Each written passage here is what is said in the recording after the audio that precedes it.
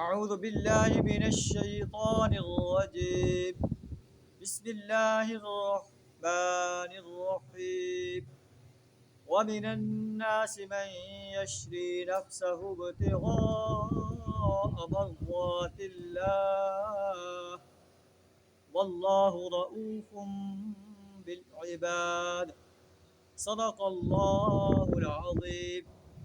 پہلے اللہ نے پہلی آیت میں اللہ نے ایک منافق انسان کا طرز عمل بیان فرمایا ہے۔ وہ زبان سے کچھ کہتا ہے، عمل اس کا کچھ ہوتا ہے۔ اللہ فرماتا ہے جب اسے کہا جاتا ہے کہ تو اللہ سے ڈر، تو اس کو جو ہے اپنے وقار کا خیال گناہ پر جما دیتا ہے۔ فحسبہ جہنم، ایسے انسان کے لیے جہنم کافی ہے اور وہ بہت برا ٹھکانہ ہے۔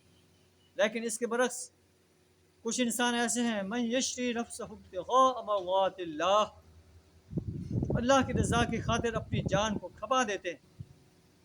واللہ رؤوف بالعباد، اللہ اپنے بندوں پر بڑا مہربان ہے۔ اگر بشری تقاضے کے لحاظ سے، بشری کمزوری کی وجہ سے اس سے کوئی خطا بھی سرزد ہو جاتی ہے، اللہ اس کو معاف کر دے۔ اللہ سبحانہ ہمیں اپنی رضا کے لیے، اپنے دین کو غالب کرنے کے لیے اپنا مال، جان، وقت اور صلاحیت کھپا دینے کی جرأت عطا فرمائے۔ وآخر دعوانا ان الحمد للہ رب العالمین۔